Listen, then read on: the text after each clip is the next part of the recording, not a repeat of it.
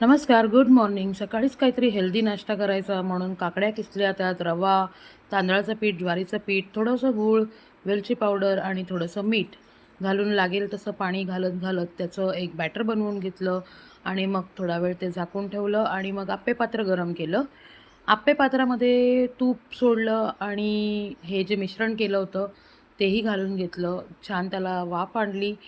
पण आप्पे काही झाले नाहीत व्यवस्थित, ते जळाले. मग हेल्दी नाश्त्याचं स्वप्न आता असंच जातंय की काय? पण नाही, गिव्ह अप नाही करायचं. पॅन ठेवलं आणि त्यावर ते मिश्रण घातलं आणि त्याचे असे पॅनकेक्स काढून घेतले.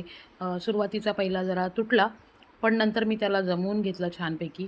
दोन्ही बाजूने तुपावरती खरपूस भाजून एकदम काकडीचं धोंडं असतं ना, तशी टेस्ट लागत होती या पॅनकेक्सची. तर आप्पे टू पॅनकेक ही कहाणी सुफळ संपूर्ण. Thank so much.